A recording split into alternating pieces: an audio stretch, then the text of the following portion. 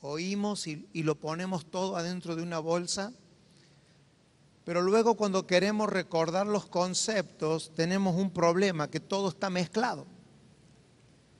Y yo siento que cuando nos unimos en este tipo de encuentros tan claves para la historia de familias, de ciudades, de naciones, de continentes, debemos de cultivar una mente de biblioteca, es decir, lo que vamos oyendo lo vamos clasificando para que cuando volvamos a nuestra tierra y a nuestra asignación, la información no esté desordenada, sino que esté clasificada. Y que podamos apelar a esa información como algo que está allí, que sabemos que se dijo y que lo puedo aprovechar como un recurso para el desarrollo de aquello a lo que Dios nos asignó. Por lo tanto, confío que esa es la obra del Espíritu, que hará que cada palabra que recibamos, el Espíritu no solamente nos permita entender, sino también clasificarla, y no serán un sinfín de conceptos, sino que esa verdad estará clasificada y servirá en el momento oportuno, y cuando la necesitemos estará allí para la edificación de la iglesia. En esta mañana quisiera compartirles acerca de la verdad presente como una verdad viva y orgánica. ¿Qué es lo que queremos decir de esto? Y gracias al apóstol Tamo y al pastor Tommy por todo lo que ellos ya han impartido en esto, y que esto sirva para sumar a una verdad que Dios está construyendo en este tiempo. Si nosotros pudiéramos concebir en este tiempo que las verdades no son verdades filosóficas, que a veces confundimos entre cosas que son ciertas y cosas que son verdades. Podemos pasarnos la vida diciendo cosas ciertas e inclusive alineadas con cosas que dice la Biblia, y estaríamos diciendo cosas ciertas.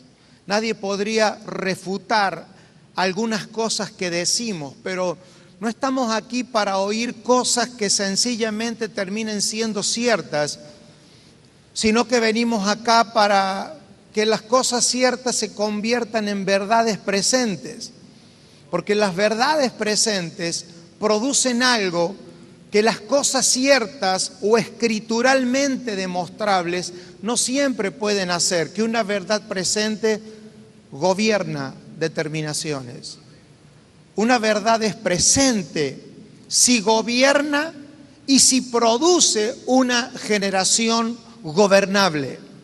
Las verdades presentes de Dios, cuando aparecen en una generación, aparecen y gobiernan, no dejan liberado. Una verdad presente no deja liberado a que si queremos o no, da por sentado que si una verdad presente se está manifestando en una generación, habrá gente que caminará a la luz de esa verdad.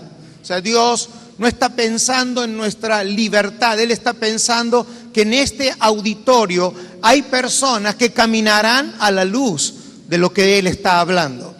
Quiera el Señor que el 100% de lo que estamos aquí no estemos con la opción de ver qué hacemos con lo que oímos, sino que podamos caminar a la luz de lo que hemos oído. Y eso es lo que va a marcar la diferencia. Una de las cosas que hemos oído desde ayer es que si nosotros como generación queremos caminar a la luz de una verdad presente, y me gustaría que si usted ha traído para tomar nota, tome algunas notas. Yo cuando se cumpla el tiempo terminaré y le pediré a usted que me dé la oportunidad de poner la pausa y continuar en la próxima conferencia, para no decir cosas tan rápido que después quizás no dejen una verdad sustanciosa. La verdad que todo hemos hecho y hacemos un gran esfuerzo para estar acá, por lo tanto no estamos para decir ideas aisladas, sino para graduar ideas y hacerlas madurar a un nivel mayor. Entonces, lo primero que quisiera que usted anote allí es Una verdad presente requiere resolver la voracidad que tiene el oído humano. Los seres humanos y los creyentes en todos los tiempos tienen y tenemos un mismo problema. Caemos en la voracidad del oído. Como que oímos cosas y como quien pasa las páginas de un libro, estamos ansiosos por volver a oír algo nuevo. Nos toma el síndrome de ¿qué hay de nuevo? ¿Qué vendrá ahora que he oído lo que he oído? ¿Qué vendrá en la próxima conferencia? Y en esto observamos que los escritores bíblicos en el Nuevo Testamento resistieron la tentación de la voracidad del oído humano. Parece ser que una característica y una señal de la vida de un apóstol es no dejarse absorber por el oído voraz de los oyentes. Es por eso que una y otra vez, tanto el apóstol Pablo como el apóstol Pedro explican de que ellos no tienen problema en volver a explicar lo que ya han hablado. Eso significa que hay una tentación generacional de incursionar en cosas que si ya hemos oído, se suponen que se saben. Y no todas las cosas que hemos oído se han anclado en nuestra vida de manera gubernamental y gobiernan nuestras vidas. Una verdad ha sido oída solo cuando damos evidencia que gobierna nuestras vidas. Yo quisiera que estos proverbios pudiesen quedar instalados. Cuando realmente hemos oído según Dios. Si oído es haber escuchado el sonido de un mensaje, entonces esta generación sumará una generación más a 2000 años de historia. Seremos una estadística más de gente que oyó lo correcto, de personas que oyó mensajes inspirados, pero lo que marcará la diferencia es que esta generación no se va a cansar de oír siempre lo mismo hasta tener la evidencia que para un hijo de Dios haber oído significa estar gobernado.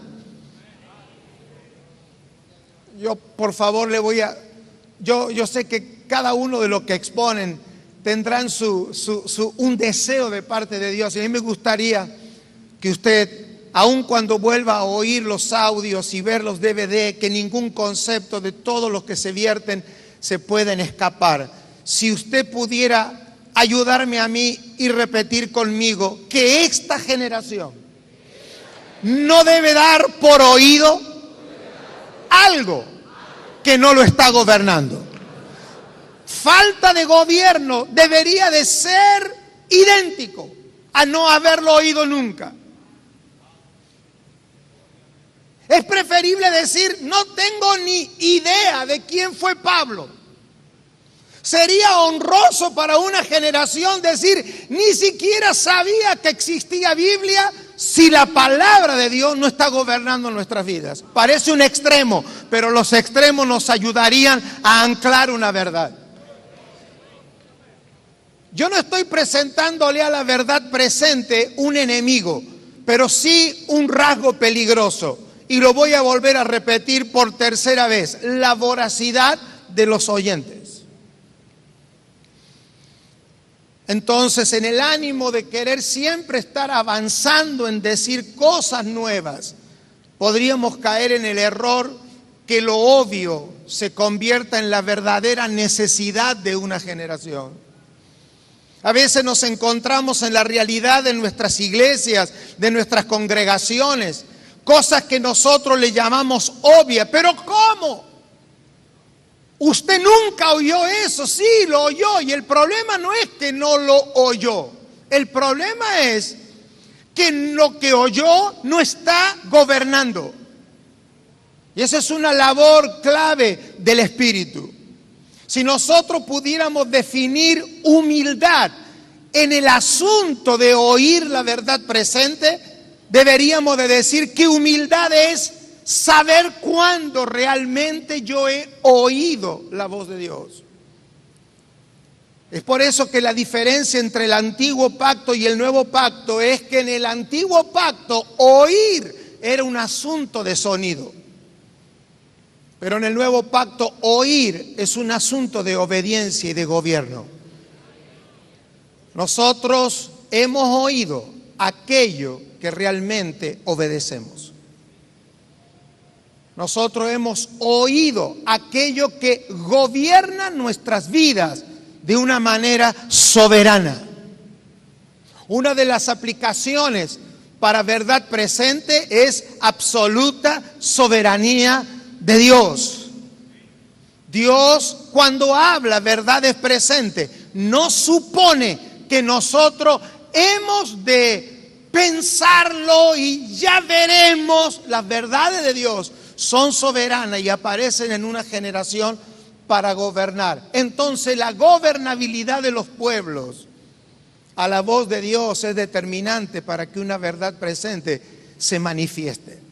Mi pregunta no es solamente en esta mañana para traer una duda, sino que yo siempre digo, las preguntas cuando se aclaran en los mensajes, siempre es mejor que la duda se presente o las preguntas se hagan en lugares como esto, porque aún si fuese una pregunta que no va a ser una tentación, para mí las preguntas son peligrosas porque tienen viborita al comienzo y al final. ¿Han visto los signos de pregunta? Pero en la Biblia siempre en las Escrituras las preguntas que se hacen en este tipo de dimensión tienen la respuesta. Por eso cuando Jesús preguntó, ¿quién dice la gente que yo soy?, Jesús no solamente hizo la pregunta, sino que él sabía que estaba en un ámbito de revelación.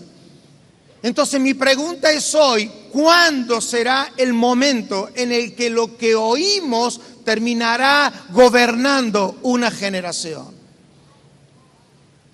Entonces, la verdad presente de Dios es un asunto de vida. A diferencia de cómo venimos entendiendo todo nuestro tiempo, quizás parte de este mensaje no se pueda desligar de mi propia vida, si se quiere, en el sentido de que he habitado la iglesia desde que nací. Era el concepto de iglesia que todos tenemos. Jamás en mi vida se me hubiera ocurrido, como muchas veces yo vi, irme al mundo para saber lo que era el mundo. Y aunque los sistemas eclesiásticos hicieron todo lo posible para que una generación que había nacido en la iglesia tuviese el deseo por lo menos de haber experimentado algo horrible, por lo menos eso servía para tener un testimonio luego en la iglesia, ¿verdad? Yo recuerdo cuando yo era chico, los únicos que pasaban a dar testimonio eran los ex malos que ahora eran buenos. Esa fue mi guerra. Cuando yo era un joven, yo decía, yo jamás voy a pasar a dar testimonio. Porque yo era hijo de pastor, aparentemente no calificaba para ninguno de los pecados que luego debía yo dar testimonio. Entonces mi pastor hacía pasar siempre a personas que tenían un terrible testimonio y la pregunta era, ¿qué hizo el Señor con usted? Entonces aquel que robaba tenía un lugar en la plataforma, el que había inventado los pecados, ni que el diablo se le hubiera ocurrido, ese era candidato al púlpito. Entonces yo desde la silla me preguntaba, ¿cuándo yo tendré un testimonio? Después Dios resolvió eso con los años, pero así estaba montada la estructura. Es decir, si tú no habías matado a nadie, si tú no cargabas con algunas fornicaciones y adulterio, no había lugar en la sección de testimonio para usted. Hasta que gracias a Dios algunos sobrevivimos a eso. Y hoy nos estamos dando cuenta que gracias a Dios por este tiempo de libertad que tenemos, que no necesitamos un testimonio de ese tipo para hoy poder traer un mensaje, porque Dios está redimiendo esta generación. Entonces nos damos cuenta que el evangelio no está basado en algo que le pasó a usted.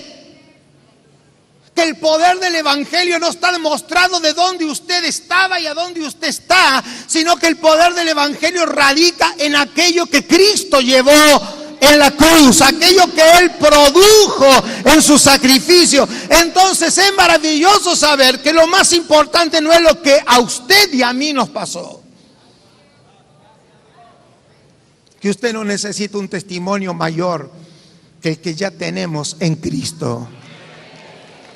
Eso es maravilloso. De hecho, que el apóstol Pablo tenía un testimonio por haber grabado 5 CD. El apóstol Pablo tenía un testimonio para haber grabado música durante todo su ministerio. Sin embargo, abdicó muchas veces a su propio testimonio para poder comunicar que ya él en Cristo no tenía testimonio, sino que Cristo era su testimonio. Y eso es un gran cambio y una gran reforma para la iglesia presente. El antipático hecho de hacer pasar a los 5 que se sanaron y a los 150 que se van enfermos de nuestras reuniones, eso está cambiando por causa de la verdad presente. La verdad presente está trabajando sobre todo, no solamente sobre el pensamiento, sino que el pensamiento de los santos debe de migrar rápido a nuestras plataformas, que son los lugares más infecciosos y pandémicos, a donde las cosas se reproducen en la vida del pueblo. Entonces hay que hacer 2 cambios bien fuertes en la verdad presente, en la mentalidad de las personas, a usted que está sentado, y lo que se va produciendo también en la plataforma y en estos lugares públicos, para no llevarnos modelos equivocados que vayan en contra de aquella verdad que Dios está revelando a su iglesia. Los apóstoles escribieron cartas. De hecho, de que Pedro estaría asombrado que 2000 años más tarde nosotros estemos hablando de una frase de él. Yo creo que si Pedro resucitara hoy y aparece entre nosotros, dije, y todo esto es por algo que dije yo. Es tremendo. Lo que produce una verdad que sale de la boca de un hombre. Te levantas después de 2000 años y alguien ha hecho un congreso en Santo Domingo. Pedro ni sabía que existía Santo Domingo. Sin embargo, 2000 años más tarde estamos usando una frase de él, una expresión de él, que encapsula prácticamente la vida misma del evangelio, porque el apóstol Pedro ha graduado en 2 palabras el pensamiento eterno de Dios. Ninguno de los hombres como Pablo, como Santiago, ellos se pensaron que sus cartas iban a ser Biblia.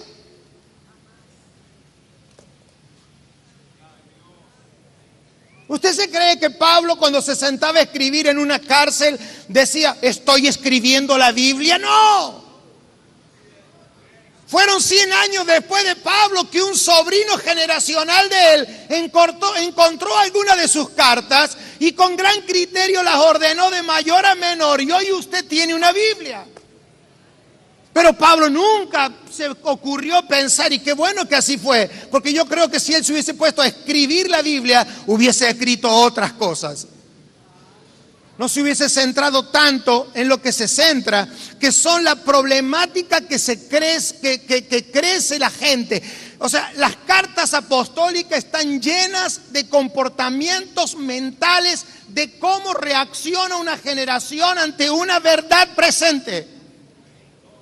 No son los peligros, sino los antagonismos que levanta en una generación cuando una verdad se está revelando. Nadie discute que lo que Pablo está enseñando, él lo ha recibido del Señor. Pero las cartas tocan una problemática, las características de los pueblos, cómo los pueblos malinterpretan por la vanidad de la mente una verdad presente. Y ese es mi punto en esta mañana.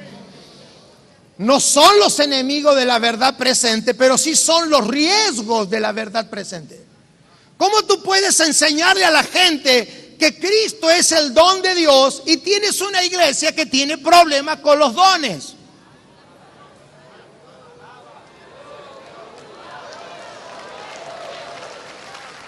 Y usted diría, bueno, pero el que predicaba era Juan Balistreri. Si hubiese sido Juan Balistreri, todos los riesgos son posibles, pero era Pablo. Bueno, pero Juan Balistreri viene de un instituto bíblico. Pablo venía del cielo. Es decir, que todas las demandas que los pueblos hacen de un predicador brillante, la iglesia que visitó Pablo la tenía toda. ¿Qué más le puede pedir a usted? Un hombre entregado, que no le tenía miedo a la muerte, había estado en el Señor, le había sido revelado el evangelio. Sin embargo, a ese hombre no se lo entendió. Así que nosotros no estamos seguros por tener buenos púlpitos. No hay ninguna seguridad por tener ministros brillantes y con grande revelación. Los pueblos, la gente, nosotros los oyentes tenemos que cargar también con el peso de responsabilidad que nos queda, que no es de hacer la obra de Dios, sino entender lo que es haber oído. Yo creo que nosotros todos escuchamos, pero de allí a haber oído. La pregunta es, ¿qué escuchó la iglesia de Corinto acerca de los dones?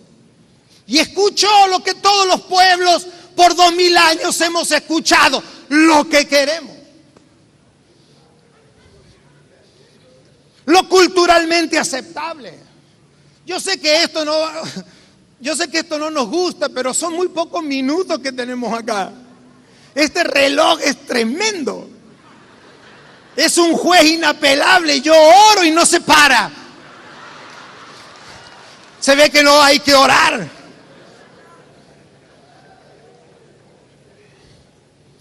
Entonces el punto es, estoy seguro por tener en mi plataforma o en mi iglesia local a un hombre con la mentalidad que venimos nosotros, consagrado a Dios, que allí viene el domingo y el miércoles con la palabra que Dios le reveló. La pregunta es, ¿qué pasa con los destinatarios?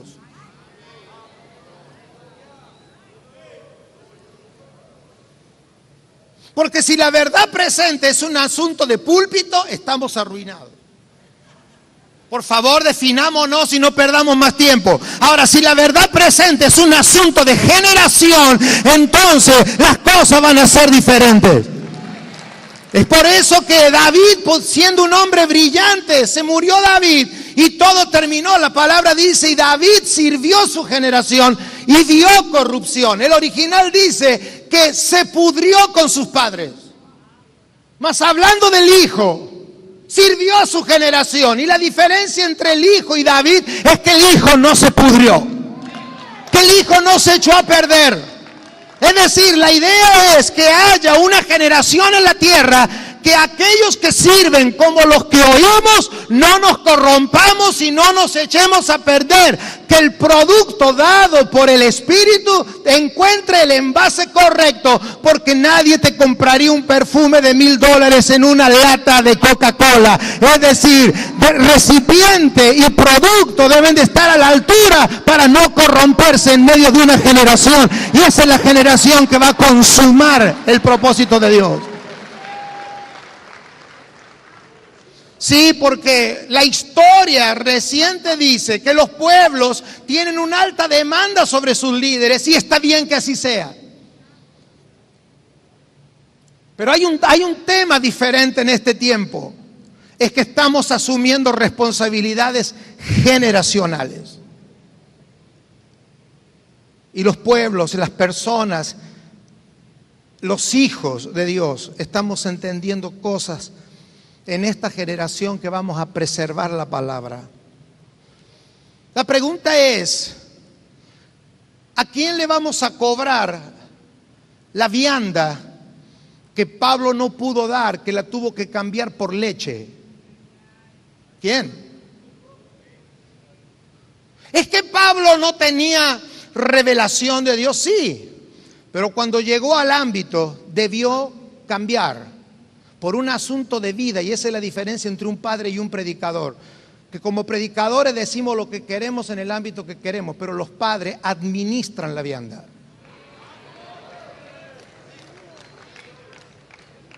Los predicadores podemos ir y decir, yo tengo que cumplir con la misión para lo que me invitaron. Los padres administran por el Espíritu la vianda, porque se nos habló de hambre. Entonces, cuando estamos hablando de hambre, tenemos que saber que el hambre es voraz. Puede el hambre ser una apetencia voraz. El tema es que los padres no pueden caer en la voracidad de los hijos. La pregunta es, ¿por qué Pablo administró la dieta? ¿Por qué además de apóstol y predicador, fui a ustedes y tuve que cambiar la vianda por leche? La pregunta es, ¿quién nos privó a nosotros de haber oído la vianda de Pablo? Perdóneme, si lo que Pablo enseñó era solo leche, yo me pregunto cuál era la comida. Hace 2000 años que estamos tratando de discernir la leche. O sea, Pablo se murió con sus bosquejos. Ahora, trayéndolo al tiempo presente, yo me pregunto, ¿podrá este pueblo levantar una demanda? No demanda en gritos ni en aplauso, una demanda espiritual que haga que Dios saque. Porque esto funciona como el mercado de oferta y demanda. Cuando los pueblos demandan, Dios sale al mercado con ofertas. Y si usted y yo en esta hora hacemos una demanda de vianda, una demanda de decir, no voy a enojarme mañana, no voy a tomar los pensamientos que se dicen acá como una amenaza para mi vida. Acá no estamos en contra de nada. Debe estar la búsqueda de que la verdad revelada se salga de las plataformas y vuelva a los pueblos. Que haya un equilibrio, porque aquello que Dios está hablando a los que comunican el evangelio, también lo está confiando a cada uno de nosotros. Dios no está creyendo, el liderazgo es un asunto nuestro. Para Dios no hay privilegiados, son gracias diferentes, somos funcionalmente diferentes, pero la revelación de Dios no es privativa, ni de un predicador, ni de un pastor, es para aquel que se hace responsable, ¿sabe de qué? De no corromperse en esta generación y de no caer en la voracidad del oído. No nos debe de ser gravoso repetir una y otra vez las cosas.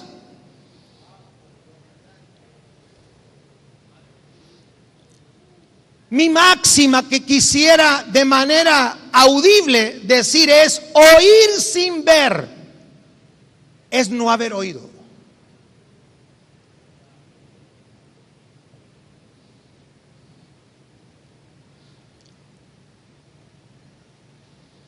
En el concepto bíblico, si se quiere, oír no es haber estado en una conferencia.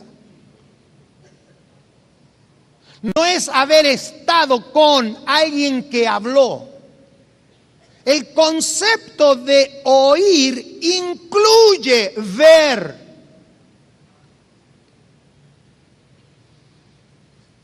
Ya desde el Antiguo Pacto y en el Antiguo Testamento, los profetas no eran enviados a escribir lo que oían, sino lo que veían.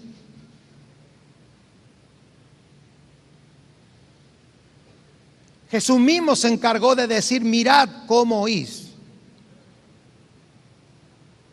Así que usted y yo no hemos oído una verdad hasta que no hemos visto una imagen. Nosotros no hemos oído de Cristo hasta que no lo hemos visto a Él.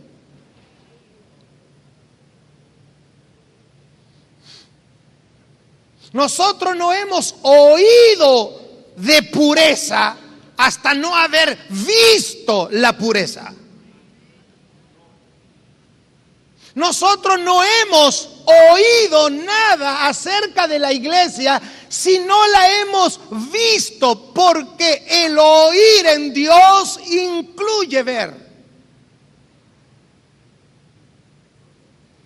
Entonces esto parte a las generaciones en una actitud de humildad. Porque cuando nosotros decimos que sin profecía y sin visión el pueblo se desenfrena, no estamos hablando de gente que nunca oyó, estamos hablando de personas que como generación nunca vimos lo mismo. Oímos lo mismo, pero en el oír lo mismo, en escuchar lo mismo, no hay unidad de espíritu. La unidad del Espíritu no está radicada en que oímos al mismo predicador, sino que la unidad del Espíritu es la imagen única que recibimos de lo que hemos oído.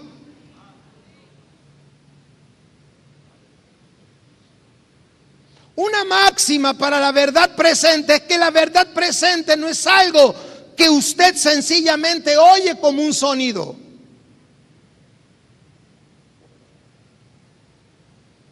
Sino es algo que nosotros estamos viendo como una visión espiritual. Y yo sé que esto es algo privativo del Espíritu. Hermanos, oír es inevitable. Todos los que estamos aquí, por más que usted diga, no oigo, usted ya oyó. Usted nunca podrá decir que usted ya oyó. Ahora, fíjense qué tremendo, porque esto tiene que ver con nuestra naturaleza y diseño. Usted no puede cerrar sus oídos, pero usted sí puede cerrar sus ojos. Usted no puede oír, si está acá ya oyó, pero usted dice, yo no voy a ver nada. ¿Ve? Ese comportamiento físico es un reflejo del mundo espiritual, de su espíritu. Usted no puede evitar oír una palabra, pero por la vanidad de la mente podemos cerrar los ojos. Es por eso que la oración apostólica no es que se abran los oídos, sino que se abran los ojos.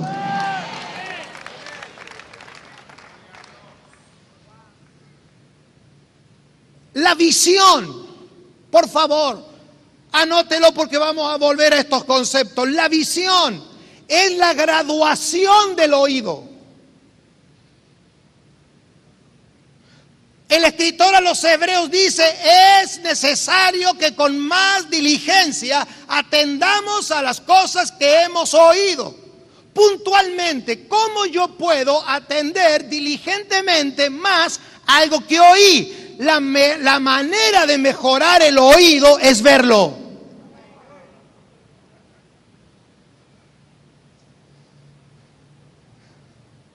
No es oír 10 veces lo mismo. Yo ya llevo 10 veces oyendo el mismo mensaje, sí, y la tendremos que oír 50 veces hasta que del grado de oír, que es el kindergarten, el jardín de infante, el jardín de infante de la verdad, es el oír. Pero la coronación de haber oído es haber tenido una visión. Porque usted y yo fuimos creados para ser gobernados no por una palabra oída, sino por una imagen.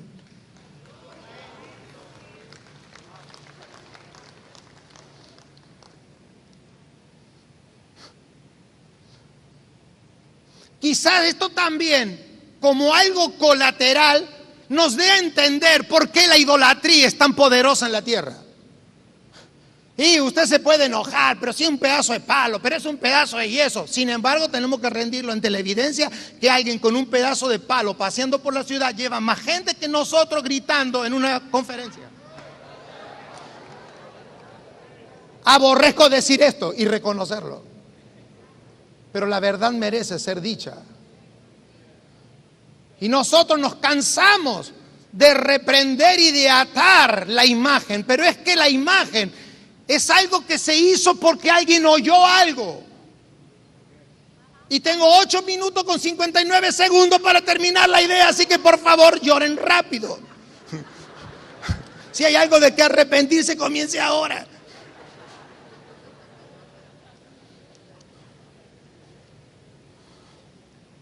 Así que mire, usted y yo estamos en estos días oyendo. Y oyendo, y oyendo, y oyendo, y oyendo, y oyendo. Sube un predicador, sube otro. La pregunta es, ¿cuál es el momento en el que lo oído se va a convertir en gobierno para mí? Cuando lo oído acceda al nivel de la vista. Espiritual estoy hablando, de la visión en tu espíritu. El tema es, y como usted verá, hay que ir rápido. ¿Qué pasa si el proceso es demasiado largo entre lo que oigo y lo que veo? Ese es el punto. Y tengo 8 minutos. Yo le voy a decir la hora, no se haga problema. ¿Cuál es el punto? El punto es que cuando hay un distanciamiento exagerado entre oír una verdad y verla, aparece el peligroso mundo de la imaginación.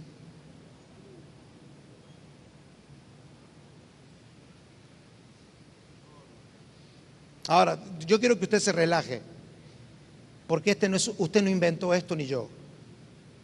Ya Jeremías le dijo a Israel su condición que vivieron como nación era producto de que habían dado riendas sueltas a la imaginación.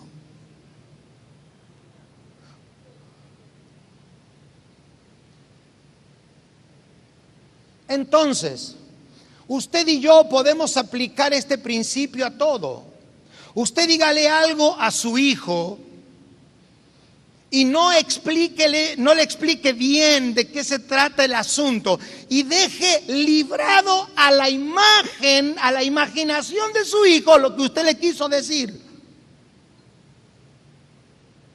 El pueblo de Israel oyó a Dios en la montaña.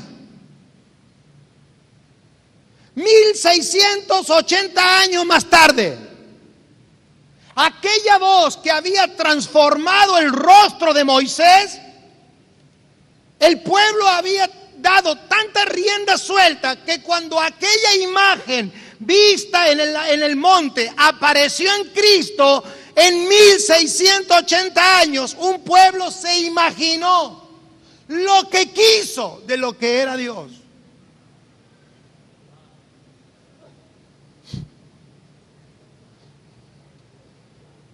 ¿Cuánto? 1680 años. Claro, usted cuando ha oído un mensaje de libertad, pero no ha visto la libertad, y usted se va a imaginar cómo tiene que venir ese libertador. Las pretensiones políticas de ese libertador. Ya las profecías que hacían puntualmente al nacimiento del Mesías eran intrascendentes porque habían sido opacadas por las expectativas políticas y sociales de una generación. Entonces he de entender que cuando lo que se oye se demora en ver, el producto de la imaginación inventa doctrinas que Dios nunca dijo. Formas de hacer culto que Dios nunca habló. Manera de tener éxito ministerial, lo cual no hay respaldo bíblico, pero cualquier cosa que tenga 1600 años será asumido como verdad, porque si sobrevivió hasta ahora, se supone que esto ya estaba cuando yo vine. Si me deja llegar al punto, lo que queremos decir es que la verdad presente no puede ser ni pasada ni futura. Mire qué inteligente que soy, porque es presente. No, si estoy con todas las luces hoy. Es decir, que si la verdad oída es presente, la revelación de lo que estoy oyendo debe de ser presente, porque si queda en el terreno de la especulación humana, desvirtuará. ¿Y sabe qué haremos? Lo que hacemos siempre: tuitearemos una frase, pero no transformaremos a una sociedad, y mucho menos vamos a transformar toda una generación. ¿Por qué? Porque la imaginación humana es creativa.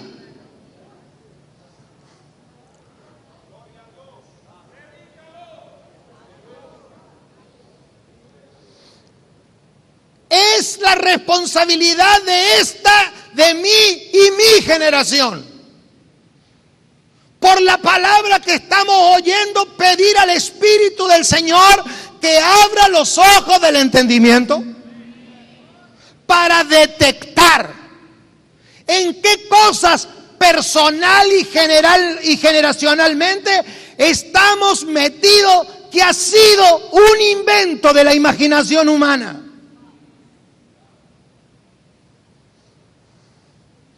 Esta generación que estamos viviendo, no necesitamos presentarnos aquí con bibliografía bíblica. A ver qué dijeron hace 200 años atrás algunos predicadores que a lo mejor lo dijeron igual que nosotros, pero como vivieron hace 200 años atrás, se supone que debe de ser verdad.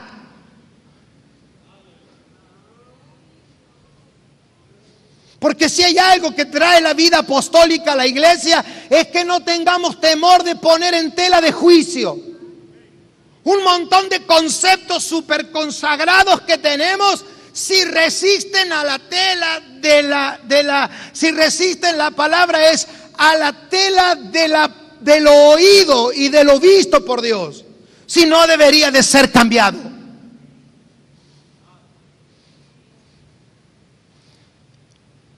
Cuando yo era chico, ayudaba a mi papá en albañilería.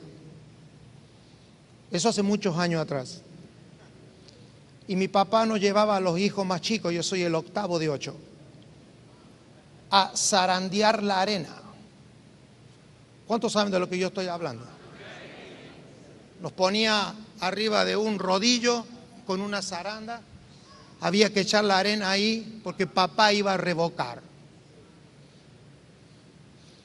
La pregunta es, ¿para qué se zarandea la arena?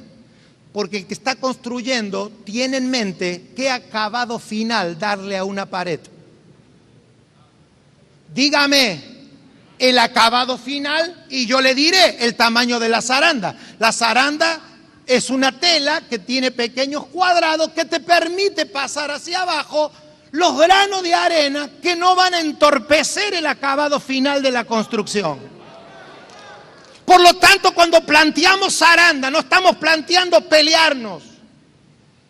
No estamos planteando quién está bien y quién está mal, sino que una generación dice, nos vamos a poner de acuerdo porque yo vi el edificio terminado, lo vi, no lo sé cómo hacerlo, pero sé que el edificio que Dios nos ha mandado a construir es fino, es exacto, tiene medidas exactas. Por lo tanto, la zaranda va a determinar qué va a pasar y qué no va a pasar de mis creencias a este estadio, porque si hay algo que tiene que tener para todos nosotros la iglesia del Señor, es un acabado exacto. Por lo tanto, la zaranda de cada pastor, la zaranda de cada nación, no puede ser ni dominicana, ni argentina, ni estadounidense. Tiene que ser la zaranda del Espíritu y en ella tirar todo lo que creemos. Lo que pase servirá para construir y lo que no pase debe de quedarse en nuestra generación. Paz, hermano, será hasta la próxima. Gracias por este tiempo. Paz. Paz, muchas gracias.